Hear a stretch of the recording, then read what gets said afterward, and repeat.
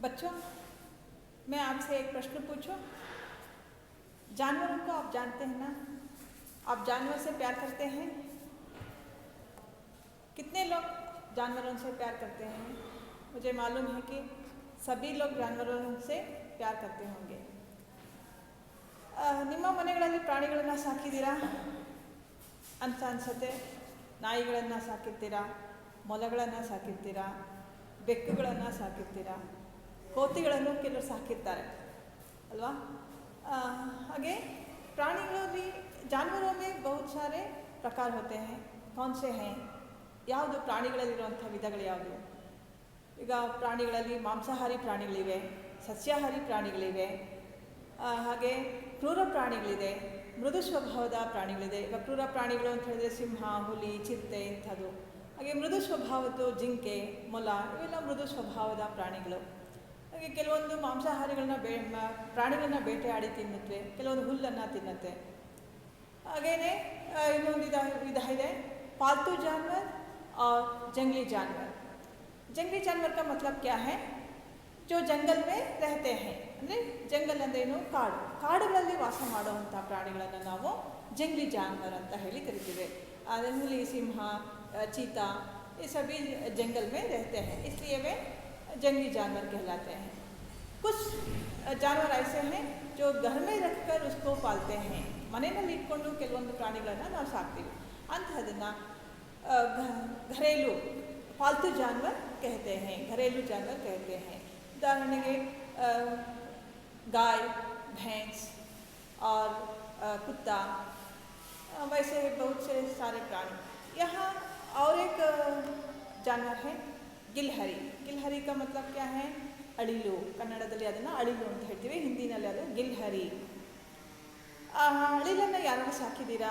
ಸಾಮಾನ್ಯವಾಗಿ ಯಾರು ಸಾಕಿರೋದಿಲ್ಲ ಅಳಿಲನ್ನು. ಆದರೆ ಎಲ್ಲೋ ಒಂದು ಅಪರೂಪಕ್ಕೆ ಒಂದು ಅಳಿಲು ಸಿಕ್ಕಿ ಅದನ್ನು ಸಾಕಿ ಅದರ ಒಂದು ಸ್ಥಿತಿ ಹೇಗಿರುತ್ತೆ, ಅದರ ಒಂದು ಜೀವನ ಕ್ರಮ ಹೇಗಿರುತ್ತೆ ಅನ್ನೋದನ್ನು ನಮ್ಮ ಲೇಖಿಕಾ ಮಹಾದೇವಿ ವರ್ಮಾ ಅವರು ಹಿಂದಿಯಲ್ಲಿ ಒಂದು ಪಾಠವನ್ನು ಅದ್ರ ಮೂಲಕ ತಿಳಿಸಿದ್ದಾರೆ. ಆ ಪಾಠದ ಹೆಸರೇ ಗಿಲ್ಲು. ಗಿಲ್ಲು ಒಂದು ಗಿಲ್ಹರಿ ಕಾ ನಾಮ್ ಗಿಲ್ಲು.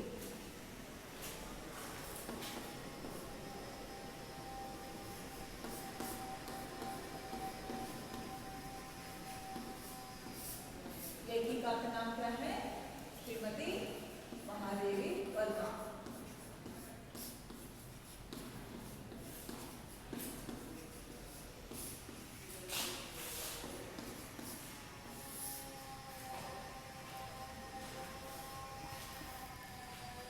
गिल्लू एक ऐसा पाठ है, हम जानवरों को प्यार दिए तो बदले में वो हमें भी प्यार देते हैं. ಪ್ರಾಣಿಗಳಿಗೆ ನಾವು ಪ್ರೀತಿಯನ್ನು ತೋರಿಸಿದರೆ ಆ ಪ್ರಾಣಿಗಳು ನಮಗೆ ಪ್ರೀತಿಯನ್ನು ತೋರಿಸುತ್ತವೆ. ನಾಯಿಗಳಿಗೆ ಹೇಳ್ತೀವಿ, ನಾಯಿ ಎಷ್ಟು ಪ್ರಾಮಾಣಿಕ ಪ್ರಾಣಿ ಯಾವುದೂ ಇಲ್ಲ ಅಂತ ಹೇಳಿ. ಎಷ್ಟೋ ಸರಿ ನಾವು ಕತೆಗಳಲ್ಲಿ ಕೇಳಿದ್ದೀವಿ ಅಥವಾ ನ್ಯೂಸ್ ಪೇಪರ್ಸಲ್ಲಿ ನೋಡಿರ್ತೀವಿ, ಪ್ರಾಣಿಗಳು ತನ್ನ ಮಾಲೀಕನ ಪ್ರಾಣವನ್ನು ಉಳಿಸಿತು, ತನ್ನ ಪ್ರಾಣವನ್ನು ತೆತ್ತು ಮಾಲೀಕನ ಪ್ರಾಣವನ್ನು ಉಳಿಸಿತು. ಈ ರೀತಿಯಾಗಿ ಅನೇಕ ಒಂದು ಕಥೆಗಳನ್ನು ನಾವು ಕೇಳಿರ್ತೀವಿ. ಹಾಗೆ ಇಲ್ಲಿ ಲೇಖಕ ಅವರು ಗಿಲ್ಲುವಿನ ಬಗ್ಗೆ, ಗಿಲ್ಲು ಹೇಗೆ ಸಿಕ್ತು, ಅದನ್ನು ಹೇಗೆ ಅವರು ಪಾಲನೆ ಮಾಡಿದರು ಅನ್ನೋದು ಒಂದು ಮನಸ್ಸಿಗೆ ಒಂದು ಖುಷಿಯನ್ನು ಕೊಡುವಂತಹ ಒಂದು ಆಕರ್ಷಕವಾದ ರೀತಿಯಲ್ಲಿ ವರ್ಣನೆ ಹೇಳ್ತಾ ಇದ್ದಾರೆ. ಅದರ ಬಗ್ಗೆ ನಾವಿವತ್ತು ತಿಳ್ಕೊಳ್ಳೋಣ. ಗಿಲ್ಲುವಿನ ಬಗ್ಗೆ. ಗಿಲ್ಲುಗ ಒಂದು ಸಣ್ಣ ಗಿಲ್ಹರಿಯ ಒಂದು ಕತೆ, ಅಂದರೆ ಅಳಿಲಿನ ಒಂದು ಸಣ್ಣ ವಿಚಾರಗಳನ್ನು ಇದರಲ್ಲಿ ನಾವು ತಿಳ್ಕೊಳ್ತೀವಿ. ಅದಕ್ಕೆ ಬದಲಾಗಿ ಮಹಾದೇವಿ ವರ್ಮಾ ಈ ಒಂದು ಲೇಖಿಕಾ, ಈ ಪಾಠದ ಒಂದು ಲೇಖಿಕಾ ಇವರು. ಮಹಾದೇವಿ ವರ್ಮಾ ಅವ್ರ ಬಗ್ಗೆ ನಾವು ತಿಳ್ಕೊಳ್ಬೇಕು. ಇವರು ಹಿಂದಿಯ ಅತ್ಯಂತ ಪ್ರಸಿದ್ಧ ಕವಯಿತ್ರಿ ಕೂಡ ಹೌದು, ಲೇಖಿಕಾನೂ ಹೌದು. ಹಿಂದಿಯ ಕವಯಿತ್ರಿ ಅಂತ ಹೇಳಿದರೆ ಹಿಂದಿನ ಕನ್ನಡದಲ್ಲಿ ಕವಯಿತ್ರಿ ಅಂತ ಹೇಳಿ ಕರಿತೀವಿ, ಕವಯತ್ರಿ ಅಂತ ಹೇಳಿ. ಹಿಂದಿನಲ್ಲಿ ಕವಯಿತ್ರಿ ಅಂತ ಹೇಳ್ತಾರೆ. ಕವಯಿತ್ರಿ.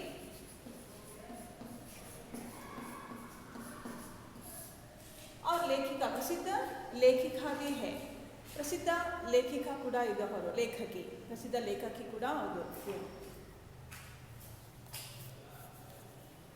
ಇವರು ವಿಶ್ವಸ್ತರದ ಕವಯಿತ್ರಿ, ಪ್ರಪಂಚದಲ್ಲಿ ಅತ್ಯಂತ ಉನ್ನತ ಸ್ಥಾನವನ್ನು ಪಡೆದಿರುವಂಥ ಒಂದು ಕವಯಿತ್ರಿ ಇವರು.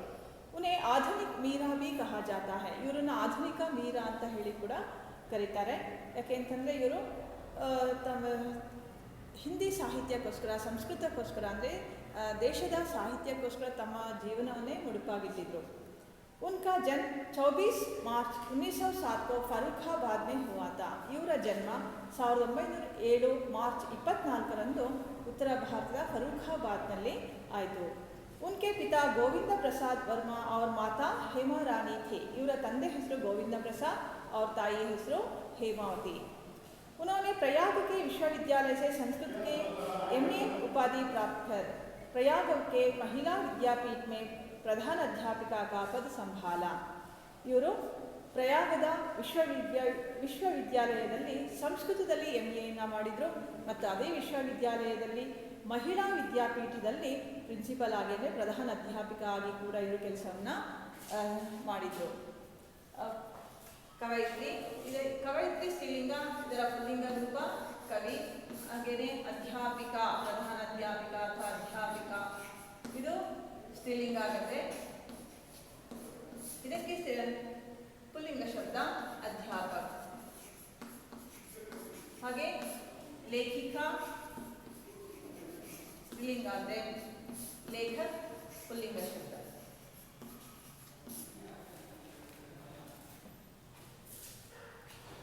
ಮಹಾದೇವಿ ವರ್ಮಾ ಅವರು ಗದ್ಯದಲ್ಲೂ ಕೂಡ ರಚನೆಗಳನ್ನು ಮಾಡಿದ್ದಾರೆ, ಪದ್ಯದ ರಚನೆಗಳನ್ನು ಕೂಡ ಅಂದರೆ ಕವಿತೆಗಳ ರಚನೆಗಳನ್ನು ಕೂಡ ಮಾಡಿದ್ದಾರೆ. ಇವರ ಪ್ರಮುಖ ರಚನೆಗಳು ಅಂತ ಹೇಳಿದರೆ ಯಾಮ, ಸಂಧ್ಯಾಗಿ, ದೀಪಶಿಖಾ, ನೀರ್ಜಾ, ನಿಹಾರ್, ಅತೀತ್ ಕೆ ಚಲಚಿತ್ರ, ಸ್ಮೃತಿ ಕಿ ರೇಖಾಯೆ, ಪಥ ಕೆ ಸಾಥಿ, ಮೇರಾ ಪರಿವಾರ್, ಶೃಂಖಲಾ ಕಿ ಕಡಿಯಾ ಮುಂತಾದವು ಇವರ ಪ್ರಮುಖ ಕೃತಿಗಳು, ರಚನೆಗಳು. ಇದರಲ್ಲಿ ಯಾಮ ಕೃತಿಗೆ ಇವರಿಗೆ ಜ್ಞಾನಪೀಠ ಪುರಸ್ಕಾರ ಕೂಡ ಸಿಕ್ಕಿದೆ. ಯಾಮ ಕೃತಿ ಯಾವ ಪುರಸ್ಕಾರ? ಸಾಹಿತ್ಯದಲ್ಲಿ ಅತ್ಯಂತ ಉನ್ನತ ಸ್ಥಾನದ ಪುರಸ್ಕಾರವಾದಂತಹ ಜ್ಞಾನಪೀಠ ಪುರಸ್ಕಾರ ಸಹ ಸಿಕ್ಕಿದೆ ಇವರ ಕೃತಿ ಯಾಮ ಕೃತಿಗೆ. ಅದಲ್ಲದೆ ಇವರಿಗೆ ಸಕ್ಸೇರಿಯಾ ಅವಾರ್ಡ್ ಸಿಕ್ಕಿದೆ, ಮಂಗಲ ಪ್ರಸಾದ್ ಉಪಾಧಿ ಸಿಕ್ಕಿದೆ, ದ್ವಿವೇದಿ ಪದಕ ಕೂಡ ಇವರಿಗೆ ಸಿಕ್ಕಿದೆ. ಇವರು 1987 ಸೆಪ್ಟೆಂಬರ್ನಲ್ಲಿ ಮರಣವನ್ನು ಹೊಂದಿದರು. ಗಿಲ್ಲು ಇವರ ಒಂದು ಸಣ್ಣ ಲೇಖನವಾಗಿದೆ. ಒಂದು ಸಣ್ಣ ಪ್ರಾಣಿಯ ಬಗ್ಗೆ ಅವರು ವಿವರವಾಗಿ ವಿಷಯವನ್ನು ತಿಳಿಸಿದ್ದಾರೆ. इस पाठ से स्नेह भाव तथा प्राणी दया की सीख मिलती है. ಈ ಪಾಠದಿಂದ ನಾವು ಕಲಿಯುವಂಥದ್ದು ಏನು ಅಂತ ಹೇಳಿದರೆ, ಪ್ರಾಣಿಯಲ್ಲಿ ನಾವು ದಯೆಯನ್ನು ಇಡಬೇಕು. ಪ್ರಾಣಿ ದಯೆಯ ಒಂದು ಪಾಠವನ್ನು ನಾವು ಇದರಲ್ಲಿ ಕಲಿತೀವಿ. ಮತ್ತು ಪ್ರಾಣಿಗಳೊಂದಿಗೆ ಸ್ನೇಹ ಭಾವವನ್ನು ನಾವು ತೋರಿಸ್ಬೇಕು, ಸ್ನೇಹದಿಂದ ಇರಬೇಕು, ಪ್ರೀತಿಯಿಂದ ಇರಬೇಕು ಅಂತ ಹೇಳಿ ಅದನ್ನು ಒಂದು ಕಲಿಕೆಯನ್ನು ಇದರಲ್ಲಿ ನಾವು ಕಲಿತೇವೆ. पशु पक्षियों के स्वभाव और उनके जीवन शैली के साथ साथ उनके प्रति महादेवी वर्मा के प्रेम से बच्चे परिचित होते हैं. ಒಂದು ಇದರಲ್ಲಿ ನಮಗೆ ತಿಳಿಸೋದು ಪಶು ಪಕ್ಷಿಯೋಕೆ ಸ್ವಭಾವ. ಪಶು ಪಕ್ಷಿಗಳ ಸ್ವಭಾವಗಳು ಹೇಗಿರುತ್ತೆ, ಒಂದೊಂದು ಪಕ್ಷಿಗಳ ಸ್ವಭಾವ ಅಥವಾ ಒಂದೊಂದು ಪ್ರಾಣಿಗಳ ಸ್ವಭಾವ ಕೂಡ ವಿಭಿನ್ನವಾಗಿರುತ್ತೆ. ಅವುಗಳ ಒಂದು ಸ್ವಭಾವವನ್ನು ಮತ್ತು ಆ ಪ್ರಾಣಿಗಳ ಜೀವನ ಶೈಲಿಗಳನ್ನು ನಾವು ತಿಳ್ಕೋಬೇಕು. ಅದರ ಜೊತೆಗೆ ಮಹಾದೇವಿ ವರ್ಮಾ ಅವರು ಆ ಒಂದು ಗಿಲ್ಲುವಿನೊಂದಿಗೆ ಇತರ ಪ್ರಾಣಿಗಳೊಂದಿಗೆ ಹೇಗೆ ಸ್ನೇಹ ಭಾವದಿಂದ ಇರ್ತಾ ಇದ್ರು ಅನ್ನೋದರ ಪರಿಚಯ ಈ ಪಾಠದಲ್ಲಿ ನಮಗೆ ಸಿಗತ್ತೆ. ಈಗ ನಾನು ಪಾಠವನ್ನು ಓದ್ತೇನೆ, ನೀವು ಅದನ್ನು ಗಮನ ಇಟ್ಟು ನೋಡ್ಕೊಳ್ಳಿ ಯಾವ ರೀತಿಯಲ್ಲಿ ನಾವು ಓದ್ತೀನಿ ಅಂತ ಹೇಳಿ. ನಿಮಗೆ ಅಕ್ಷರಗಳ ಪರಿಚಯ ಆಗಬೇಕು ಮತ್ತು ಆ ಓದುವಂತಹ ಏರಿಳಿತ ಧಾಟಿ, ಓದುವ ಧಾಟಿ ಹೇಗಿದೆ ಅದನ್ನು ನೀವು ಅರ್ಥ ಮಾಡ್ಕೋಬೇಕು. ಅಚಾನಕ್ एक दिन सवेरे कमरे से बरामदे में आकर मैंने देखा 2 कौवे एक गमले के चारों ओर चोंचों से छुआ जैसा खेल खेल रहे हैं. यह काकाबुशिंडी भी विचित्र पक्षी है, एक साथ समादरित, अनादरित, अति सम्मानित और अति अवमानित. हमारे बेचारे पुरखे ना गरुड़ के रूप में आ सकते हैं, ना मयूर के, ना हंस के. उन्हें पितृपक्ष में हमसे कुछ पाने के लिए काक बनकर ही अवतीर्ण होना पड़ता है. इतना ही नहीं, हमारे दूरस्थ प्रियजनों को भी अपने आने का मधुर संदेश इनके कर्कश स्वर में ही देना पड़ता है. दूसरी ओर हम कौवा और काका करने को अवमानना के अर्थ में ही प्रयुक्त करते हैं. ಈಗ ನೀವು ಕೂಡ ಮನೆಯಲ್ಲಿ ಕುತ್ಕೊಂಡು ಅದೇ ರೀತಿಯಲ್ಲಿ ಮತ್ತೆ ಓದ್ತಾ ಇರಬೇಕು. ಈಗ ನಾವು ಗಿಲ್ಲುವಿನ ಬಗ್ಗೆ ವಿಷಯ ತಿಳ್ಕೊಳ್ಳೋಣ. ಅಚಾನಕ್ ಅಂದ್ರೇನು? ಇದ್ದಕ್ಕಿದ್ದಂತೆ, ತಕ್ಷಣ. ಇದ್ದಕ್ಕಿದ್ದಂತೆ ಏಕ್ ದಿನ್ ಒಂದು ದಿವಸ ಸವೇರೆ ಕಮ್ರೆ ಸೆ ಬರಾಮದೆ ಮೇ ಆಕರ್ ಮೈನೆ ದೇಖಾ. ಲೇಖಿಕ ಹೇಳ್ತಾ ಇದ್ದಾರೆ, ಒಂದು ದಿವಸ ನಾನು ಸವೇರೆ ಬೆಳಗ್ಗೆ ಕಮ್ರೆ ಸೆ ಬರಾಮದೆ ಮೇ ಆಕರ್ ರೂಮಿಂದ, ಕೊಠಡಿಯಿಂದ, ರೂಮಲ್ಲಿದೆ, ರೂಮಿಂದ ವರಾಂಡಾಗೆ ಬಂದೆ. ಬರಾಮದ ಅಂದರೆ ವರಾಂಡಾಗೆ ಬಂದು ನೋಡಿದೆ. ಅಚಾನಕ್ ಇದಕ್ಕಿದ್ದಾಗೆ ಒಂದು ದೋ ಕೌವೆ, ಎರಡು ಕಾಗೆಗಳು. ಕೌವೆ ಅಂದ್ರೇನು? ಕಾಗೆ. ಕೌವ ಏಕವಚನ್, ಕೌವೆ ಬಹುವಚನ್. ನಾನು ನೋಡಿದಾಗ ಒಂದು ಗಮ್ಲೆಗೆ ಚಾರೋ ಓರ್, ಗಮ್ಲ ಅಂತಂದ್ರೇನು? ಪಾಟ್, ಗಿಡಗಳನ್ನು ನೆಡುವಂತಹ ಒಂದು ಪಾಟ್. ಆ ಪಾಟ್ ಹತ್ರ ಚಾರೋ ಓರ್ ಚೋನ್ ಸೆ ಚುವಾ ಜೈಸಾ ಖೇಲ್ ರಹೆ ಹೇ.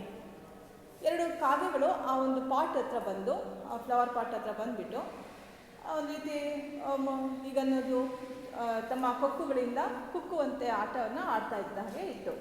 ನನಗೆ ಆಶ್ಚರ್ಯ, ಇದು ಈ ಥರ ಆಟ ಆಡ್ತವೆ ಎರಡು ಕಾಗೆಗಳು ಬಂದು ಅಂತ ಹೇಳಿ ನನಗೆ ಆಶ್ಚರ್ಯ ಆಯಿತು. ಯಾಕೆ ಕಾಕಾ ಬುಷಿಂಡೆ ಬಿ ವಿಚಿತ್ರ ಪಕ್ಷಿ ಹೇ. ಈಗ ಅವರು ತಮ್ಮ ಒಂದು ಪಾಠದ ಇದನ್ನು ಬಿಟ್ಟು ಕಾಗೆಗಳ ಬಗ್ಗೆ ಒಂದು ವರ್ಣನೆಯನ್ನು ಕೊಡೋದಕ್ಕೆ ಬೇರೆ ವಿಷಯಕ್ಕೆ ಹೋಗ್ತಾರೆ. ಇವರು ಕಾಗೆಗಳ ಬಗ್ಗೆ ಹೇಳ್ತಾರೆ.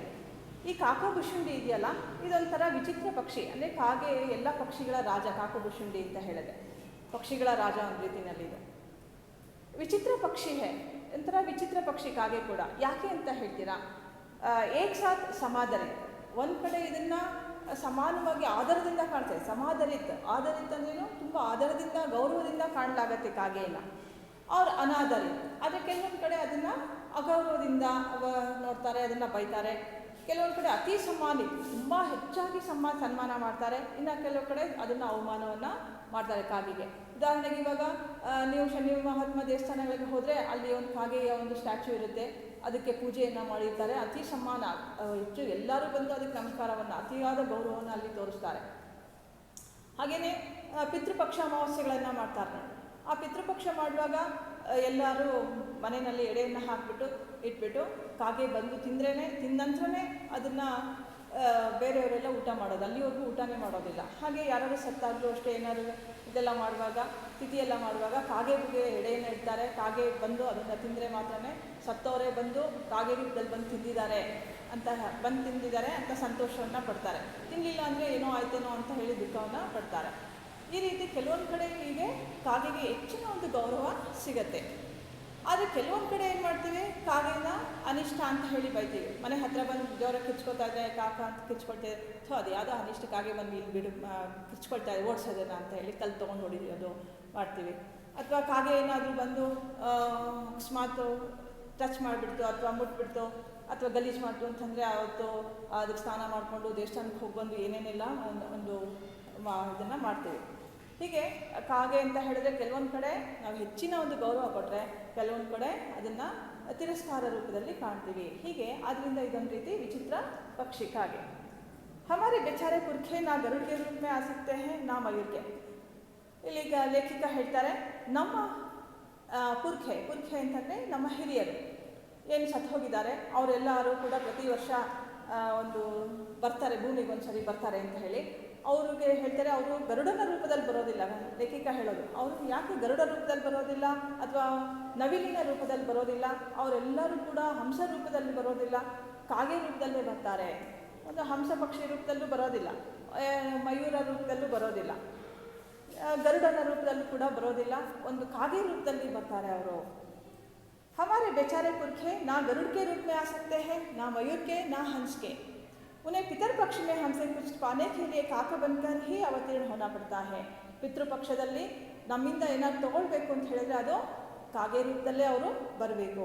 इतना ही नहीं, हमारे दूरस्थ प्रियजनों को भी अपने आने का मधुर संदेश इनके कर्कश स्वर में ही देना पड़ता है.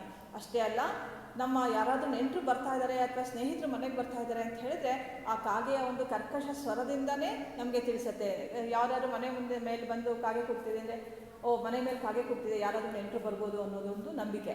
ಆ ರೀತಿ ಅದು ತನ್ನ ಕರ್ಕಶ ಧ್ವನಿಯಲ್ಲಿ ಸೂಚಿಸುತ್ತೆ ಅಂತ ಲೇಖಿಕ ಹೇಳ್ತಾ ಇದ್ದಾರೆ. दूसरी ओर हम कौवा और काका करने को अवमानना के अर्थ में भी प्रयोग करते हैं. ಹಾಗೆ ಕೆಲವೊಂದು ಸರಿ ಕಾಗೆ ಬಂದು ಈ ಥರ ಕಿಚ್ಕೊಳ್ತಾ ಇತ್ತು ಅಂತಂದರೆ ಏನೋ ಒಂದು ಅಪಶಕ್ನ ಆಗುತ್ತೇನೋ ಅನ್ನುವಂಥದ್ದು ಕೂಡ ನಾವು ಅದನ್ನು ತಿಳಿತೀವಿ. ಹೀಗೆ ಕಾಗೆ ಕೆಲವೊಂದು ಕಡೆ ಸಮಾನವಾಗಿ ಆಧಾರಿತವಾದರೆ ಕೆಲವೊಂದು ಕಡೆ ಅದನ್ನು ಅವಮಾನದ ರೀತಿಯಲ್ಲಿ ಕಾಣ್ತಾರೆ.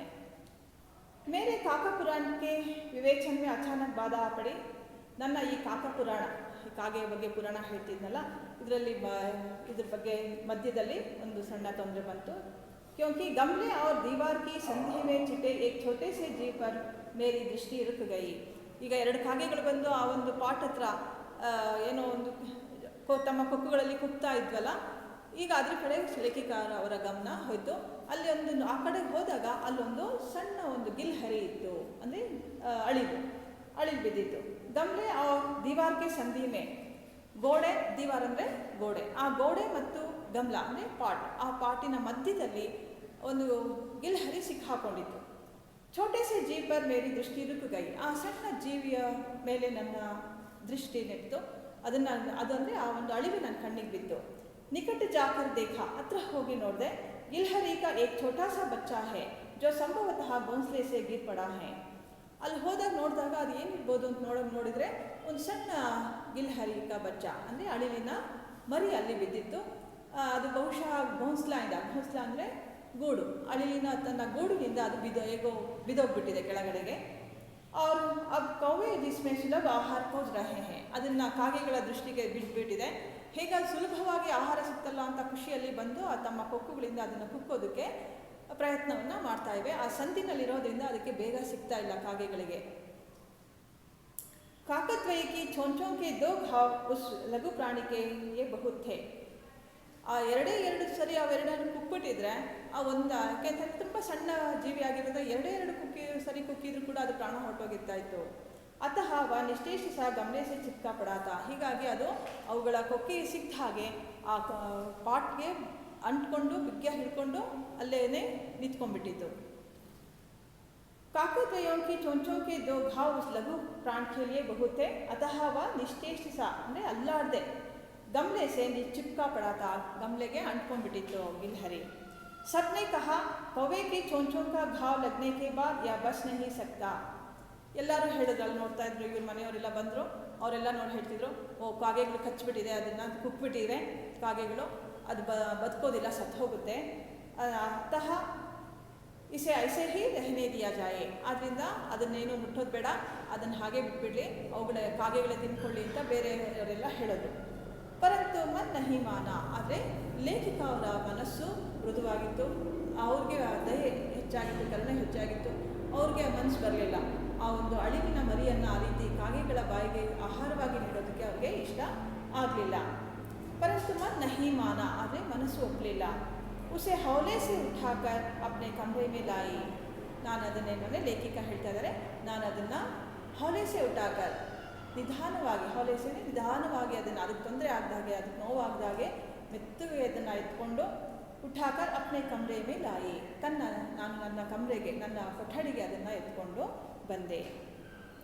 ಫಿರ್ रुई से रक्त पहुंचकर घावों पर पेंसिलिन का मरहम लगाया. ಆನಂತರ रुई ಅಂದ್ರೇನು, ಹತ್ತಿ, रुई ಅಂದರೆ ಹತ್ತಿ, ಆ ಹತ್ತಿಯಿಂದ ರಕ್ತ ಪೌಂಚ್ಕರ್, ಅದು ಏನು ದೇಹದ ಮೇಲೆ ರಕ್ತ ಬರ್ತಾ ಇತ್ತು, ಆ ರಕ್ತವನ್ನು ನಿಧಾನವಾಗಿ ಅವರು ಕ್ಲೀನ್ ಮಾಡಿದ್ರು. ಪೌಂಚ್ನ ಅಂದರೆ ಒರೆಸೋದು, ರಕ್ತ ಪೌಂಚ್ಕರ್, ಆ ರಕ್ತವನ್ನು ಒರೆಸಿದ್ರು. ಘಾವ ಪರ್ ಪೆನ್ಸಿಲಿನ್ ಕಾ ಮರ್ಹಮ್ ಲಗಾಯ, ಅದಕ್ಕಾಗಿದ್ದಂತಹ ಗಾಯದ ಮೇಲೆ ಪೆನ್ಸಿಲಿನ ಔಷಧಿಯನ್ನು ಹಚ್ಚಿದ್ರು. ಮರ್ಹಮ್ ಅಂದರೆ ಔಷಧಿ. ಕೈ ಗಂಟೆ ಕೆ ಉಪಚಾರ ಕೆ ಉಪರಾಂತ್ ಉಸ್ಮೆ ಮುಹ್ ಮೇ ಏಕ್ ಬೂಂದ್ ಪಾನಿ ಟಪ್ಕಾಯ ಜಾ ಸಕಾ. ಬಹಳ ಗಂಟೆಗಳ ತನಕ ಅದಕ್ಕೆ ಉಪಚಾರವನ್ನು ಮಾಡಿದ್ರು, ನಿಧಾನವಾಗಿ ಉಪಚಾರ ಮಾಡ್ತಾ ಬಂದರು. ಆ ನಂತರ ಮುಹ್ಮೆ ಏಕ್ ಬೂಂದ್, ಅನೇಕ ಗಂಟೆಗಳ ನಂತರ ಅದರ ಬಾಯಿಗೆ ಒಂದೇ ಒಂದು ಹನಿ, ಏಕ್ ಬೂಂದ್ ಅಂದರೆ ಹನಿ, ಬೂಂದ್ ಏಕವಚನ್, ಬೂಂದೇ ಬಹುವಚನ್. ಕೆ ಉಪರಾಂತ್ ಕೆ ಬಾದ್ ಅಂದರೆ ನಂತರ, ಕೆ ಉಪರಾಂತ್ ಕೆ ಬಾದ್ ನಂತರ ಅಂತ ಹೇಳಿ ಅನೇಕ ಸಮಯದ ನಂತರ ಅದರ ಬಾಯಿಗೆ ಏನು ಹಾಕಿದ್ರು, ಏಕ್ ಬೂಂದ್ ಪಾನಿ ಟಪ್ಕಾಯ ಜಾಸಕ, ಒಂದೇ ಒಂದು ಹನಿ ನೀರನ್ನು ಹಾಕಿದೆ. तीसरे दिन वह इतना अच्छा और आश्वस्त हो गया कि मेरी उंगली अपने दोनों नन्हे पंजों से पकड़कर नीले कांच के मोतियों जैसी आंखों से इधर उधर देखने लगा.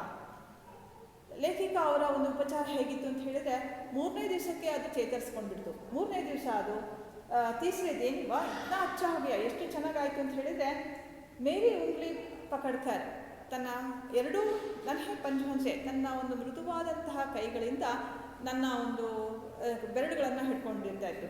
ಮೇರಿ ಉಂಗ್ಲಿ, ಉಂಗ್ಲಿ ಅಂದರೆ ಬೆರಳು, ಉಂಗ್ಲಿ ಪಕಡ್ಕರ್, ಉಂಗ್ಲಿ ಏಕವಚನ, ಉಂಗ್ಲಿಯ ಬಹುವಚನ. ನನ್ನ ಉಂಗ್ಲಿ, ನನ್ನ ಬೆರಳನ್ನು ಹಿಡ್ಕೊಂಡು ಮೃದುವಾದಂತಹ ತನ್ನ ಪಂಜಗಳಿಂದ ನನ್ನ ಬೆರಳನ್ನು ಇಟ್ಕೊಂಡಿರ್ತಾ ಇತ್ತು. ಉಸ್ಕೆ ನೀಲೆ ಖಾಂಚ್ಗೆ ಮೋತಿಯೋ ಜೇಸಿ ಆಂಖೋ, ಅದರ ಕಣ್ಣು ಹೇಗಿತ್ತು, ನೀಲಿ ಬಣ್ಣದ ಗಾಜಿನ ಒಂದು ಮುತ್ತಿನಂತೆ, ಗಾಜಿನ ಮುತ್ತಿನಂತೆ, ನೀಲಿ ಬಣ್ಣದ ಮುತ್ತಿನಂತೆ ಅದರ ಕಣ್ಣುಗಳು ಇದ್ವು. ಇದರ ಉದಾ ದೇಖ್ನೆ ಲಗ, ಆ ತನ್ನ ಮುದ್ದಾದ ಕಣ್ಣುಗಳಿಂದ ಆ ಗಾಜಿನಂತಹ ಕಣ್ಣಿನಿಂದ ಈ ಕಡೆ ಆ ಕಡೆ ಎಲ್ಲ ಕಡೆ ನೋಡ್ತಾ ಇತ್ತು. ಅದನ್ನು ನೋಡೋದಕ್ಕೆ ಒಂಥರ ಖುಷಿ ಆಗ್ತಾ ಇತ್ತು. 3-4 मास में उसके स्निग्ध रवैये, जब्बेदार पूंछ और चंचल चमकीले आंखें सबको विस्मित करने लगी. ಮರಿ ಇದ್ದಾಗ ಅದಕ್ಕೆ ಯಾವುದೇ ಒಂದು ಮೈ ಮೇಲೆಲ್ಲ ಕೂದಲೆಲ್ಲ ಇನ್ನೂ ಬೆಳೆದಿರಲಿಲ್ಲ. ಈಗ ಒಂದು 3-4 ತಿಂಗಳು ಕಳೀತು. 3-4 ಮಾಸ್, 3-4 ತಿಂಗಳು ಕಳೆದ್ವು. ಈಗ ಅದರ ಸಾಕಷ್ಟು ಬದಲಾವಣೆ ಆಗಿತ್ತು ಗಿಲ್ಹರಿನಲ್ಲಿ. ಸ್ನಿಗ್ಧ ರೋಯೆ, ಅದರ ಮೇಲೆಲ್ಲ ಸಣ್ಣ ಸಣ್ಣದಾದಂತಹ ಕೂದಲುಗಳು ಆ ದೇಹದ ಮೇಲೆ ಬೆಳೆದಿತ್ತು. ರೋಯೆ ಅಂತಂದರೆ ಸಣ್ಣ ಸಣ್ಣ ಕೂದಲುಗಳು. ಜಬ್ಬೇದಾರ್ ಪೂಂಚ್, ಅದರ ಬಾಲ, ಪೂಂಚ್ ಅಂದರೆ ಬಾಲ, ಗೊಂಚಲಾಗಿತ್ತು. ಜಬ್ಬೇದಾರ್ ಅಂದರೆ ಗೊಂಚಲಾದಂತಹ ಬಾಲ ಇತ್ತು. ಅವ್ರ ಚಂಚಲ್ ಚಮಕೀಲಿ ಆಂಖೆ, ಅದರ ಒಂದು ಕಣ್ಣುಗಳು ಬಹಳ ಚಂಚಲವಾಗಿ ಒಂದು ಕಡೆ ಇರ್ತಾ ಇರಲಿಲ್ಲ, ಆ ಕಡೆ ಈ ಕಡೆ ಎಲ್ಲ ಕಡೆ, ಮತ್ತು ಹೊಳಪಿನಿಂದ ಕೂಡಿತ್ತು ಅದರ ಕಣ್ಣುಗಳು. ಅದನ್ನು ನೋಡಿದರೆ ಎಲ್ಲರಿಗೂ ಕೂಡ ಆಶ್ಚರ್ಯ ಆಗ್ತಿತ್ತು. ಅವತ್ತಿನ ದಿವಸ ಹೀಗಿತ್ತಲ್ಲ ಇದು, ಅಷ್ಟು ಚೆನ್ನಾಗಾಗಿದೆ, ಇವತ್ತು ಈ ಥರ ಇದೆಯಲ್ಲ ಅಂತೇಳಿ ಎಲ್ಲರಿಗೂ ಅದನ್ನು ನೋಡಿದ್ರೆ ಆಶ್ಚರ್ಯ ಆಗ್ತಾ ಇತ್ತು. ಹಮ್ ಉಸೆ ಗಿಲ್ಲು ಕೆಹಕರ್ ಬುಲಾನೆ ಲಗೆ, ಅದಕ್ಕೆ ಎಲ್ಲರೂ ಗಿಲ್ಲು ಅಂತ ಹೇಳಿ ನಾಮಕರಣ ಮಾಡಿದರು. ಗಿಲ್ಲು ಹೆಸರಿನಿಂದ ಎಲ್ಲರೂ ಕರೀತಾ ಇದ್ರು ಅದನ್ನು. मैंने फूल रखने की एक हल्की डलिया में रुई बिछाकर उसे तार से खिड़की पर लटका दिया. ನಾನು ಅದನ್ನು ಹೂವಿಡುವಂತಹ ಒಂದು ಸಣ್ಣದಾದಂತಹ ಬುಟ್ಟಿಯಲ್ಲಿ, ಹಲ್ಕಿ ಡಲಿಯಾ, ಸಣ್ಣದಾದಂತಹ ಹಗುರವಾದಂತಹ ಒಂದು ಬುಟ್ಟಿನಲ್ಲಿ ರುಯಿ ಬಿಛಾಕರ್, ಹತ್ತಿಯನ್ನು ಹಾಸಿ ಅದರಲ್ಲೆಲ್ಲ ಒಂದು ತಾಸೆ ಕಿಟಕಿ ಪರ್, ಒಂದು ಕಂಬಿಯಿಂದ ಕಿಟಕಿಗೆ ಕಟ್ಟಿದೆ. ಒಂದು ಹೂವಿನ ಬುಟ್ಟಿಯಲ್ಲಿ ರುಯಿಯನ್ನು ಅಂದರೆ ಹತ್ತಿಯನ್ನು ಹಾಸ್ಬಿಟ್ಟು ಅದಕ್ಕೆ ಚೆನ್ನಾಗಿ ಇರೋದಕ್ಕೆ, ಮೆತ್ತಗಿರೋದಕ್ಕೆ ಅಂತೇಳಿ ಹಾಸಿಗೆ ಥರ ಮಾಡಿ ಅದನ್ನು ಒಂದು ತಾರಿಂದ, ಒಂದು ಕಂಬಿಯಿಂದ ಕಿಟಕಿಗೆ ಕಟ್ಟಿದ್ರು. ಅದು ಬಂದು ಅಲ್ಲಿ ಮಲ್ಕೊಳ್ಳಿ ಅಂತ ಹೇಳಿ. 2 ವರ್ಷ ವಹಿ ಗಿಲ್ಲು ಕಾ ಗರ್ ರಹಾ, 2 ವರ್ಷಗಳ ಕಾಲ ಅದೇ ಗಿಲ್ಲುವಿನ ಮನೆ ಆಗಿತ್ತು. वह स्वयं हिलाकर अपने घर में झूलता और अपनी कांच के मनकोसी आंखों से कमरे के भीतर और खिड़की से बाहर न जाने क्या देखता समझता रहता था. ಅದು ಆ ಒಂದು ಏನು ಬುಟ್ಟಿ ಇತ್ತು ಅದು ಅಲ್ಲಾಡ್ತಾ ಇತ್ತು. ಅದು ಜೋರ ತಾನೇ ಅದನ್ನು ಅಲ್ಲಾಡಿಸ್ಕೊಂಡು ಒಂದು ಉಯ್ಯಾಲೆ ಥರ ಮಾಡ್ಕೊಳ್ತಾ ಇತ್ತು, ಉಯ್ಯಾಲೆ ಥರ ಆಡಿಸ್ತಾ ಇತ್ತು. ಅವರು ತನ್ನ ಒಂದು ಗಾಜಿನ ಕಂಚಿನ ಒಂದು ಆ ಒಂದು ಮನ್ಕೊಂಸಿ ಮಣಿಯಂತಹ ಕಣ್ಣುಗಳಿಂದ ಕಮ್ರೆಸೆ ಭೀತರ ಅವ್ರ ಕಿಟಕಿಸೆ ಬಾಹರ್ ನಜಾನೆ ಕ್ಯಾ ದೇಖ್ತಾ, ಮನೆ ಒಳಗಡೆ ನೋಡ್ತಾ ಇತ್ತು, ಕಿಟಕಿಯಿಂದ ಹೊರಗಡೆ ನೋಡ್ತಾ ಇತ್ತು. ಅದೇನು ನೋಡ್ತಿತ್ತು ಗೊತ್ತಿಲ್ಲ, ಏನು ತಿಳ್ಕೊಳ್ತಾ ಇತ್ತು ಗೊತ್ತಿಲ್ಲ. ಪರಂತು ಉಸ್ಕಿ ಸಮಜ್ದಾರಿ ಅವ್ರ ಕಾರ್ಯಕಲಾಪ ಸಬ್ಕೋ ಆಶ್ಚರ್ಯ ಹೋತಾತ. ಒಳಗಡೆನೂ ನೋಡ್ತಾ ಇತ್ತು, ಹೊರಗಡೆನೂ ನೋಡ್ತಿತ್ತು, ಏನೋ ಮಾಡ್ತಾ ಇತ್ತು, ಚಿಕ್ಕ ಚಿಕ್ಕ ಅಂತೇಳಿ ಸೌಂಡ್ ಮಾಡ್ತಿತ್ತು. ಅದರ ಒಂದು ಬುದ್ಧಿವಂತಿಕೆ ನೋಡಿ ಎಲ್ಲರಿಗೂ ಆಶ್ಚರ್ಯ ಆಗ್ತಾ ಇತ್ತು. जब मैं लिखने बैठती तब अपनी ओर मेरा ध्यान आकर्षित करने की उसे इतनी तीव्र इच्छा होती थी कि उसने एक अच्छा उपाय खोज निकाला. ನಾನು ಬರೆಯೋದಕ್ಕೆ ಕೂತ್ಕೊಂಡೆ, ಲೇಖಿಕ ಅವರು ಬರೆಯೋದಕ್ಕೆ ಕೂತ್ಕೊಂಡಾಗ ಅದಕ್ಕೆ ಒಂಥರ ಬೇಜಾರು, ಅವ್ರು ಬರೆಯೋಕ್ಕೆ ಕೂತ್ಕೊಂಡ್ಬಿಟ್ರಲ್ಲ ಅಂತ ಹೇಳಿ ತನ್ನ ಕಡೆ ಅವ್ರ ಗಮನ ನನ್ನ ಕಡೆ ಇಲ್ವಲ್ಲ, ಬೇರೆ ಏನೋ ಬರೀತಾ ಇದ್ದಾರಲ್ಲ ಅಂತ ಹೇಳಿ ಅದೇನು ಮಾಡ್ತಿತ್ತು, ಅವರ ಒಂದು ಗಮನವನ್ನು, ಅವರ ಒಂದು ಧ್ಯಾನವನ್ನು ತನ್ನ ಕಡೆ ಮಾಡ್ಕೊಳ್ಳೋದಕ್ಕೋಸ್ಕರ ಅದೇನು ಮಾಡ್ತಿತ್ತು, ಏಕ್ ಅಚ್ಚ ಉಪಾಯ ಕೂಜಲಿಕಾಲ, ಒಂದು ಒಳ್ಳೆ ಉಪಾಯವನ್ನು ಮಾಡ್ತಾ. ಅಂದರೆ ಇದನ್ನೇ ನಡವಳಿಕೆ ನೋಡಿದಾಗ ಆಶ್ಚರ್ಯ ಆಗ್ತಿತ್ತು, ಇಷ್ಟೆಲ್ಲ ಮಾಡ್ತಾ ಇತ್ತ ಅಂತ ಹೇಳಿ. ಅವರ ಒಂದು ಗಮನ, ಅವ್ರೇನಾದ್ರು ಬರೆಯೋದಕ್ಕೆ ಕೂತ್ಕೊಳ್ತಾ ಇದ್ರು, ಬರೆಯೋಕ್ಕೆ ಕೂತ್ಕೊಂಡಾಗ ಅವ್ರಿಗೆ ಅದಕ್ಕೇನೋ ಅವ್ರು ಸುಮ್ಮನೆ ಕೂತ್ಕೊಂಡ್ಬಿಟ್ಟಿದ್ದಾರೆ, ನನ್ನನ್ನು ಮಾತಾಡಿಸ್ತಾ ಇಲ್ವಲ್ಲ, ನನ್ನನ್ನು ಮಾತಾಡಿಸ್ಲಿ ಅಂತ ಹೇಳಿ ಏನಾದರೂ ಒಂದು ಉಪಾಯ ಮಾಡಿಬಿಡ್ತಾ ಇತ್ತು. ಏನು ಮಾಡ್ತಿತ್ತು, ಲೇಖಿಕಾಕ್ಕೆ ಪೇರ್ ತಕ್ ಆಕರ್ ಸಸ್ಸೆ ಪರ್ದೆ ಪರ್ ಛಡ್ ಜಾತ, ಅವ್ರ ಕಾಲ ಹತ್ರ ಜರ್ರ ಅಂತ ಓಡೋಗ್ತಾ ಇತ್ತು. ಓಡೋಗಿದೆ, ವಾಪಸ್ ಹಾಗೆ ಮೇಲೆ ಹೋಗಿ ಒಂದು ಕಿಟಕಿ ಮೇಲೆ ಪರ್ದೆ ಹಾಕಿದ್ರೆ ಆ ಪರ್ದೆ ಮೇಲೆ ಹತ್ಬಿಡ್ತಾ ಇತ್ತು. ಲೇಖಿಕಾಗೆ ಹೇಗೆ ಅನಿಸುತ್ತೆ, ಕಾಲ ಹತ್ರ ಬಂದಿದ್ದ ತಕ್ಷಣ ಅಯ್ಯೋ ಎಲ್ಲಿ ತುಳಿದು ಬಿಡ್ತೀನೋ ಅಂತ ಅವ್ರು ಗಾಬರಿ ಆಗಿ ಕಾಲನ್ನು ಎತ್ಕೊಳ್ತಾ ಇದ್ರು. ಆದರೆ ಅದು ವಾಪಸ್ ಓಡೋಗಿ ಆ ಪರ್ದೆ ಮೇಲೆ ಹತ್ಕೊಳ್ತಾ ಇತ್ತು. ಪೈರ್ ತಕ್ ಹಾಕರ್, ಪೈರ್ ಅಂದರೆ ಕಾಲುವರೆಗೂ ಬಂದು ಸರ್ಸೆ ತಕ್ಷಣ ಹಾಗೇನೆ ಪರ್ದೆ ಛಡ್ ಜಾತ, ಪರ್ದೆ ಮೇಲೆ ಹತ್ಕೊಂಡ್ಬಿಡ್ತಾ ಇತ್ತು.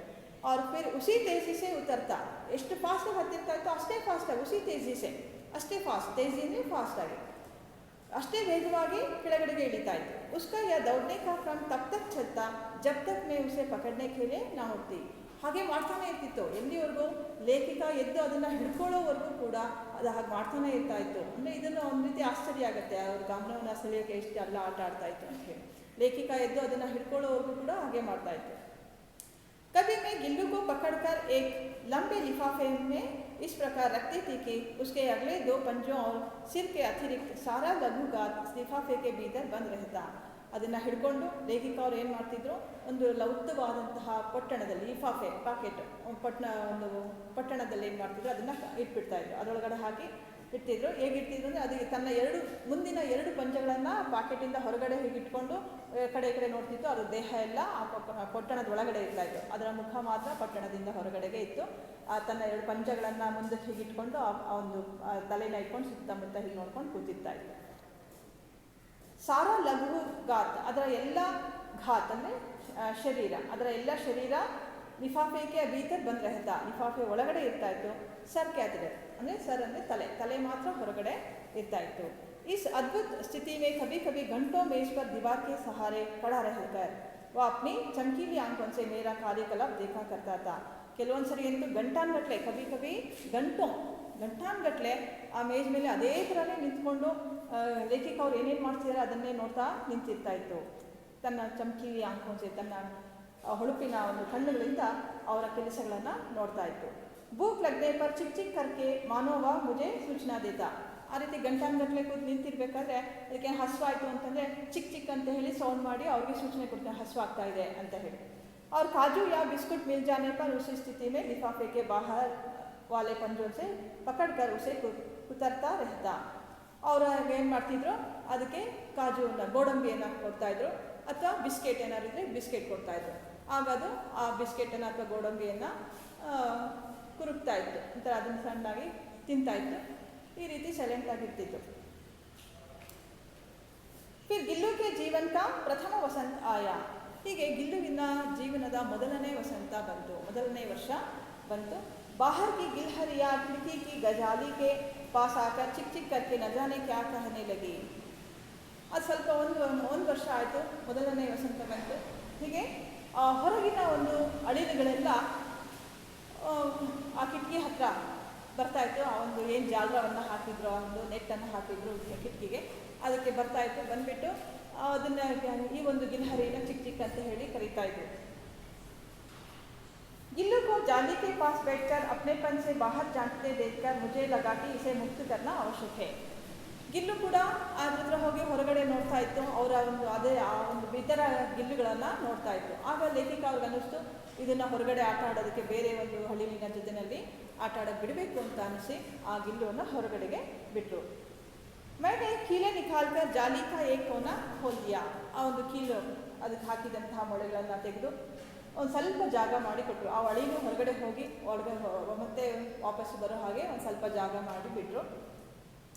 इस मार्ग से गिल्लू ने बाहर जाने पर सचमुच ही मुक्ति की सांस ली.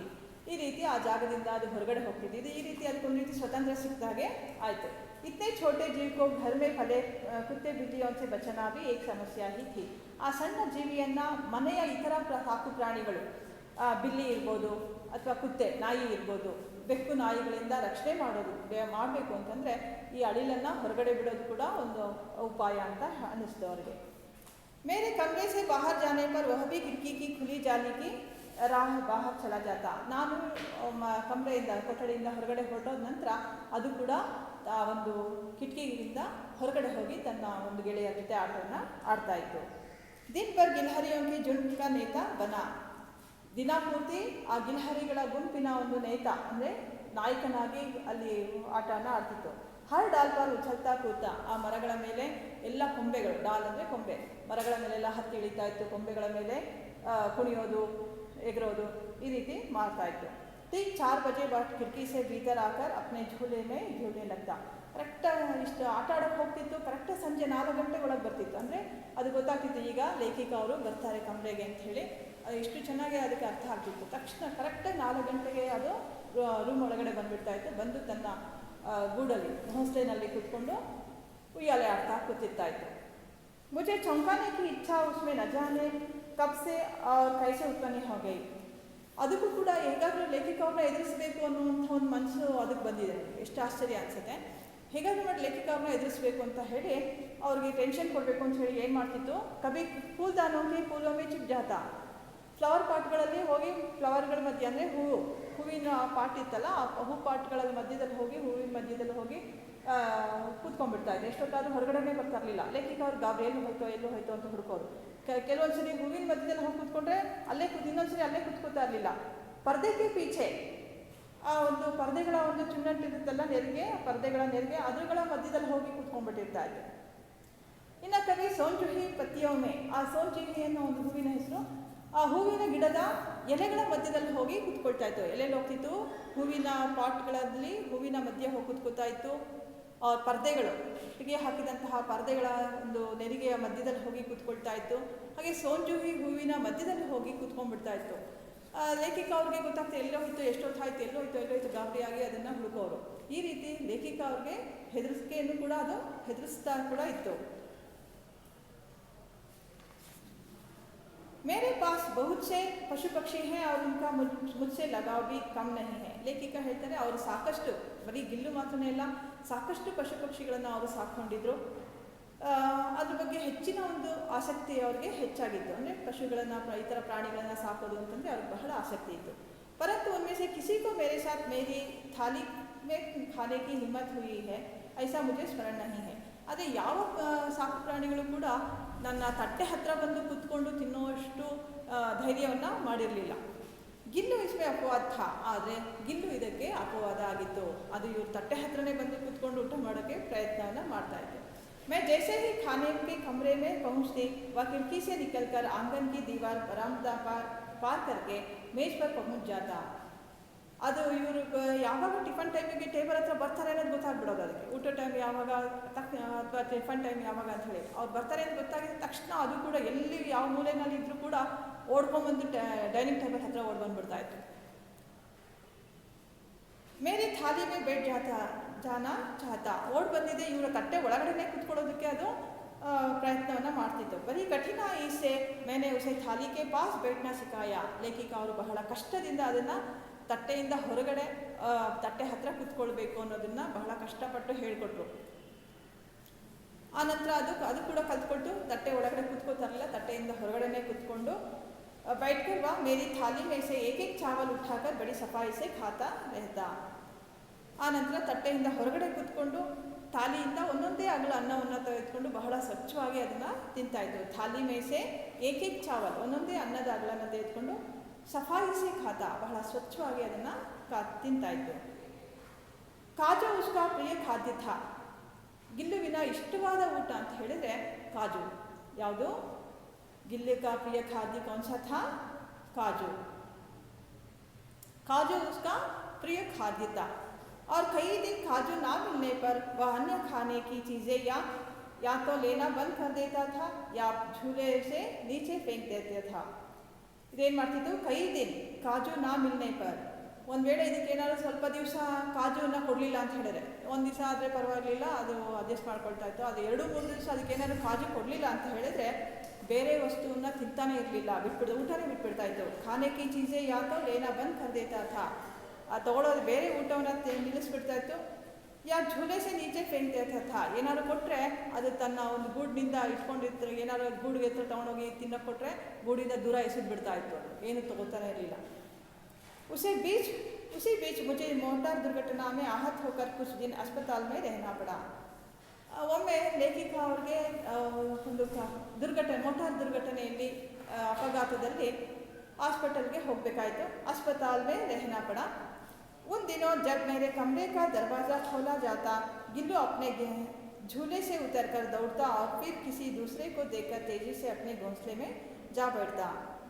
ಆ ದಿನಗಳಲ್ಲಿ ಯಾರಾದರೂ ನನ್ನ ಕೊಠಡಿ ಅಂದರೆ ಲೇಖಕ ಅವರ ಕೊಠಡಿಯನ್ನು ಬಾಗಿಲು ತೆಕ್ಕೊಂಡು ದರ್ವಾಜಾ ಖೋಲಾ ಜಾತ, ಆ ಒಂದು ಕೊಠಡಿಯ ಬಾಗಿಲನ್ನು ಯಾರಾದರೂ ತೆಕ್ಕೊಂಡ್ರೆ ಗಿಲ್ಲು ಅಪ್ನೆ ಝೂಲೆಸೆ ಉತರ್ಕರ್, ಗಿಲ್ಲು ಯಾವಾಗಲೂ ತನ್ನ ಝೂಲಾದಲ್ಲಿ ಕೂತ್ಕೊಂಡಿರ್ತಾ ಇತ್ತು, ತನ್ನ ಗೋಂಸ್ಲೆನಲ್ಲಿ.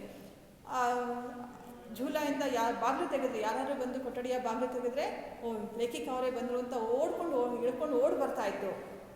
ಫಿರ್ ಕಿಸಿ ದೂಸರೆಗೂ ದೇಖ್ಕರ್, ಬೇರೆ ಯಾರೋ ಕೊಠಡಿ ಒಳಗಡೆ ಬಂದರೆ ಅದಕ್ಕೆ ನಿರಾಶೆ ಆಗ್ತಿತ್ತು, ಅಯ್ಯೋ ಲೇಖಕ ಅವ್ರು ಬರಲಿಲ್ವಲ್ಲ ಅಂತ ಹೇಳಿ ನಿರಾಶೆಯಿಂದ ಅಷ್ಟೇ ಫಾಸ್ಟಾಗಿ ಓಡೋಗಿ ತನ್ನ ಜೂಲದಲ್ಲಿ ಕೂತ್ಕೊಂಡ್ಬಿಡ್ತಾ ಇತ್ತು.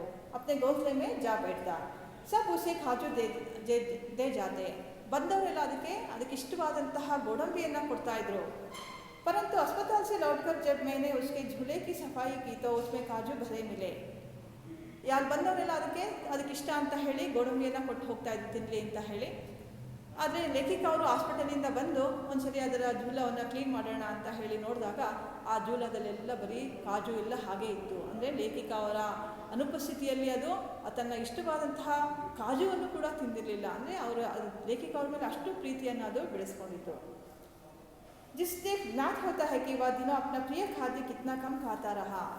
ಆ ಲೇಖಿಕ ಅವರಿಲ್ಲ ಅಂತ ಹೇಳಿದಾಗ ಅದು ಹೆಚ್ಚು ಆಹಾರವನ್ನು ಕೂಡ ತಗೊಳ್ತಾ ಇರಲಿಲ್ಲ ಅನ್ನೋದ್ರಿಂದ ಗೊತ್ತಾಗುತ್ತೆ. मेरी अस्वस्थता में वह तकिए पर सिरहाने बैठकर अपने नन्हे पंजों से मेरे सिर और बालों को औले औले सहलाता रहता. ನಾನು ಅನಾರೋಗ್ಯದಿಂದ ಇರಬೇಕಾದ್ರೆ ನನಗೆ ಹುಷಾರಿಲ್ಲ ಅಂತ ಹೇಳಿದಾಗ ಅದು ನನ್ನ ದಿಂಬಿನ ಹತ್ರ ತಕಿ ಅಂದರೆ ದಿಂಬಿನ ಮೇಲೆ ಕೂತ್ಕೊಂಡು ಮೇರೆ ಸಿರಹಾನೆ ಬೇಟ್ಕರ್ ನನ್ನ ದಿಂಬಿನ ಹತ್ರ ಕೂತ್ಕೊಂಡು ತನ್ನ ಮುದ್ದಾದ ಪಂಜಗಳಿಂದ ನನ್ನ ತಲೆಯನ್ನು ಸವರ್ತಾ ಇತ್ತು. ಮೇರೆ ಸಿರ್ ಅವ್ರ ಬಾಲೋಂಕು ನನ್ನ ತಲೆ ಮತ್ತು ಕೂದಲನ್ನು ಹೊಲೆ ಹೊಲೆ ಸೆಹಲಾತ ನಿಧಾನವಾಗಿ ಸವರ್ತಾ ಇತ್ತು. गर्मियों में जब मैं दोपहर में काम करती रहती तो गिल्लू ना बाहर जाता ना अपने झूले में बैठता. ಬೇಸಿಗೆ ಸಮಯದಲ್ಲಿ ನಾನು ಹೊರಗಡೆ ಕೆಲಸವನ್ನು ಮಾಡ್ತಾಯಿದ್ದೆ. ಮಧ್ಯಾಹ್ನದ ಸಮಯದಲ್ಲಿ ಏನಾದ್ರು ಕೆಲಸ ಮಾಡ್ತಾ ಇದ್ದರೆ ಗಿಲ್ಲು ಅವ್ರನ್ನ ಬಿಟ್ಟೇ ಹೋಗ್ತಾ ಇರಲಿಲ್ಲ, ಅವ್ರ ಹತ್ರನೇ ಇರ್ತಾ ಇತ್ತು. ಬೇಸಿಗೆ ಅಲ್ವಾ, ಗರ್ಮಿ ಅಂತಂದರೆ ಬೇಸಿಗೆ, ಸರ್ದಿ ಅಂದರೆ ಚಳಿ. ದೋಪಹರ್ ಅಂದರೆ ಮಧ್ಯಾಹ್ನ. जब मैं दोपहर में काम करती रहती, ಮಧ್ಯಾಹ್ನದ ಸಮಯದಲ್ಲಿ ನಾನು ಕೆಲಸ ಮಾಡ್ತಿದ್ರೆ ಗಿಲ್ಲು ನಾ ಬಾಹರ್ ಜಾತ, ಗಿಲ್ಲು ಹೊರಗಡೆನೇ ಹೋಗ್ತಾ ಇರಲಿಲ್ಲ. और ना अपने झूले में बैठता, तन्ना झूलादಲ್ಲೂ ಕೂತ್ಕೋತಾ ಇರಲಿಲ್ಲ, ಹೊರಗಡೆನೂ ಹೋಗ್ತಾ ಇರಲಿಲ್ಲ. ವಾ ಮೇರೆ ಪಾಸ ರಖಿ ಸುರಾಹಿ ಪರ್ ಲೇಟ್ ಜಾತ, ಅದು ನನ್ನ ಹತ್ರನೇ ಇಟ್ಟಿದ್ದಂತಹ ಒಂದು ಸುರಾಹಿ ಅಂತ ಹೇಳಿದರೆ ಊಜಿ, ನೀರನ್ನು ತುಂಬುವಂತಹ ಮಣ್ಣಿನ ಮಡಿಕೆ, ಅದರ ಮೇಲೆ ಬಂದು ಕೂತ್ಕೊಂಡ್ಬಿಡ್ತಾ ಇತ್ತು. ಲೇಟ್ ಜಾತ ಮಲ್ಕೊಂಡ್ಬಿಡ್ತಾ ಇತ್ತು. ಅದ್ರ ಮೇಲೆ ತಟ್ಟೆ ಇಟ್ಟಿರ್ತಾ ಇದ್ರು. ಆ ಊಜಿಯ ಒಂದು ಅಥವಾ ಮಣ್ಣಿನ ಮಡಿಕೆ ಇರ್ತಿತ್ತು, ನೀರು ತುಂಬುವಂತಹ ಮಣ್ಣಿನ ಮಡಿಕೆ, ಅದ್ರ ಮೇಲೆ ತಟ್ಟೆ ಇಟ್ಟಿರ್ತಾ ಇದ್ರು. ಬಂದಿದೆ ಆ ಊಜಿಯ ಮೇಲ್ಗಡೆ ಮಲ್ಕೊಂಡ್ಬಿಡ್ತಾ ಇತ್ತು, ತಣ್ಣಗಿರ್ತಿತ್ತಲ್ಲ ಬಿಸಿಲಿಗೆ.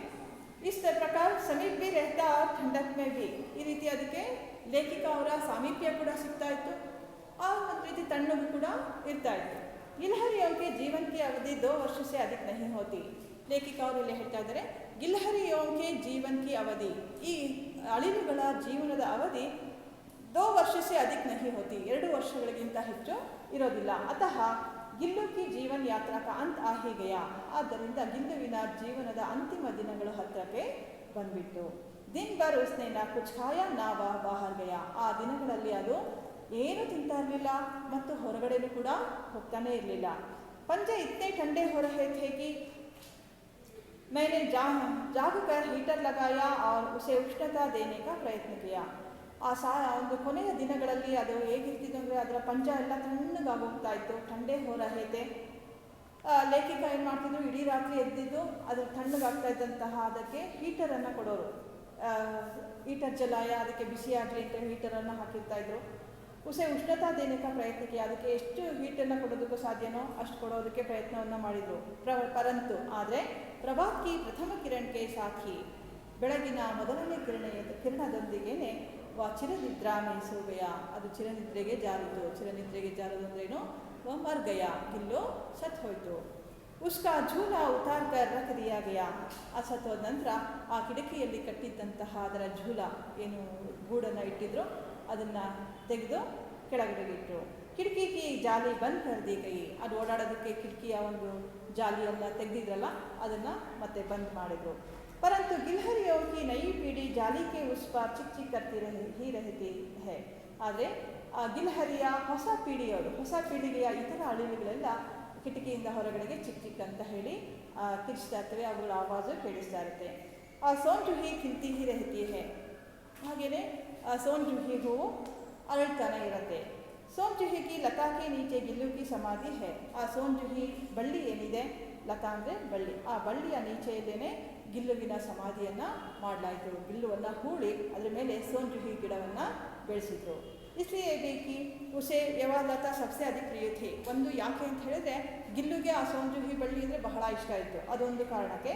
ಇನ್ನೊಂದು उस लघु गात का किसी वासंती दिन जूही के पीता छोटे फूल के रूप में खिल जाने का विश्वास. ಇನ್ನೊಂದೇನು ಅಂತ ಹೇಳಿದ್ರೆ, ಆ ಒಂದು ಗಿಲ್ಲು ಆ ಹೂವಿನ ರೂಪದಲ್ಲಿ ಬರುತ್ತೆ ಅನ್ನುವಂಥ ಒಂದು ವಿಶ್ವಾಸ ಅವರಲ್ಲಿ ಇತ್ತು. ಆ ಒಂದು ಹೂವನ್ನು ನೋಡಿದ್ರೆ ನನಗೆ ಗಿಲ್ಲುವನ್ನೇ ನೋಡಿದಷ್ಟು ಸಂತೋಷ ಆಗ್ತಿತ್ತು. ಮುಜೆ ಸಂತೋಷ ದೇತ, ಆ ಹೂವನ್ನು ನೋಡಿದಾಗೆಲ್ಲ ನನಗೆ ಗಿಲ್ಲುವನ್ನೇ ನೋಡಿದಾಗೆ ಸಂತೋಷ ಆಗ್ತಾ ಇತ್ತು. इಲ್ಲಿಗೆ पाठ समाप्त हुआ. लेकिन इस पाठ का आशय क्या है? कौन कह सकता है कि पशु पक्षी भावहीन प्राणी हैं? पशु पक्षिಗಳು ಭಾವಹೀನವಾಗಿರುತ್ತೆ ಅಂತ ಯಾರು ಹೇಳೋದಕ್ಕೆ ಸಾಧ್ಯ? वे भी हमारी तरह कभी कभार हमसे भी अधिक भावानुकूल, विचारवान और सहृदय व्यवहार करते हैं. ಪಶು ಪಕ್ಷಿಗಳಲ್ಲೂ ಕೂಡ ಭಾವನೆಗಳಿರುತ್ತೆ. ಮನುಷ್ಯನಿಗಿಂತ ಹೆಚ್ಚಿನ ಒಂದು ಭಾವಾನುಕೂಲದಿಂದ ಪ್ರೀತಿಯಿಂದ ಅವರು ವ್ಯವಹರಿಸುತ್ತವೆ. ಅವುಗಳಿಗೂ ಕೂಡ सहृदय ಅನ್ನೋದು ಇರುತ್ತೆ. महादेवी वर्मा ने एक छोटा सा जीव गिलहरी के बच्चे का रेखांकन कर प्राणी जगत की मानव सह जीवन शैली का प्रभावशाली चित्रण किया है. ಲೇಖಿಕ ಅವರು ಇದರಲ್ಲಿ ಗಿಲ್ಹರಿ ಅಂತಹ ಸಣ್ಣ ಜೀವಿಯ ಬಗ್ಗೆ ಒಂದು ವಿಚಾರವನ್ನು ತಿಳಿಸ್ತಾ, ಅವುಗಳು ಕೂಡ ಮಾನವ ಸಹಜವಾಗಿ ಜೀವನ ಶೈಲಿಯನ್ನು ನಡೆಸುತ್ತೆ, ಅವುಗಳಿಗೂ ಪ್ರೀತಿ ಅನ್ನೋದು ಬೇಕು, ಪ್ರೀತಿಯನ್ನು ಪ್ರಕಟಪಡಿಸುತ್ತೆ, ವ್ಯಕ್ತಪಡಿಸುತ್ತೆ ಅನ್ನೋದರ ಒಂದು ಪ್ರಭಾವಶಾಲಿ ಚಿತ್ರಣವನ್ನು ಈ ಪಾಠದಲ್ಲಿ ಹೇಳಿದ್ದಾರೆ. आज के संदर्भ में जहाँ मानव के स्वार्थ के कारण पशु पक्षी की जातियाँ लुप्त होती जा रही है, ಆದರೆ ಇತ್ತೀಚಿನ ದಿನಗಳಲ್ಲಿ ಮನುಷ್ಯನ ಸ್ವಾರ್ಥದ ಕಾರಣದಿಂದ ಪಶು ಪಕ್ಷಿಗಳು लुप्त ಅಂದರೆ मरेयागी होता है. वहाँ महादेवी वर्मा जी का यह संस्मरण उनकी रक्षा करने और उनके प्रति प्रेम भाव जगाने की दिशा में एक सार्थक प्रयत्न सिद्ध होता है. ಈ ರೀತಿ ನೋಡಿದಾಗ ಎಷ್ಟೋ ಮನುಷ್ಯರು ಈಗ ಸ್ವಾರ್ಥದಿಂದ ಪಶು ಪಕ್ಷಿ ಪ್ರಾಣಿಗಳನ್ನು ಸಾಯಿಸ್ತಾ ಬರ್ತಿದ್ದಾರೆ. ಅನೇಕ ಕಾರಣಗಳಿಗೆ ಹಣವನ್ನು ಮಾಡೋ ದೃಷ್ಟಿಯಿಂದ ಪಶು ಪಕ್ಷಿಗಳನ್ನು ಸಾಯಿಸ್ತಾ ಬರ್ತಿದ್ದಾರೆ. ಅಂತಹ ಒಂದು ಸಂದರ್ಭದಲ್ಲಿ ಈ ಒಂದು ಸಂಸ್ಮರಣೆಯ ಒಂದು ನೋಡಿದಾಗ, ಲೇಖಿಕ ಅವರ ಸಂಸ್ಮರಣೆ ಓದಿದಾಗ ನಾವು ಪಶು ಪಕ್ಷಿಗಳ ರಕ್ಷಣೆಯನ್ನು ಮಾಡಬೇಕು, ಪ್ರಕೃತಿಯ ರಕ್ಷಣೆಯನ್ನು ಮಾಡಬೇಕು ಅನ್ನೋದು ಈ ಒಂದು ಪಶು ಪಕ್ಷಿಗಳ ರಕ್ಷಣೆ ಮಾಡೋದು ನಮ್ಮೆಲ್ಲರ ಕರ್ತವ್ಯ, ಜವಾಬ್ದಾರಿ ಅಂತ ತಿಳ್ಕೊಳ್ಬೇಕು ಅನ್ನೋದು ಈ ಒಂದು ಪಾಠದ ಉದ್ದೇಶ ಆಗಿದೆ. ಮಕ್ಕಳೇ, ನಿಮಗೆಲ್ಲ ಈ ಪಾಠ ಚೆನ್ನಾಗಿ ಅರ್ಥ ಆಗಿದೆ ಅಂತ ಅನಿಸುತ್ತೆ. ನೀವೆಲ್ಲ ನನ್ನ ಪಾಠವನ್ನು ಕೇಳಿದ್ದಕ್ಕಾಗಿ ನಿಮಗೆ ಧನ್ಯವಾದಗಳು.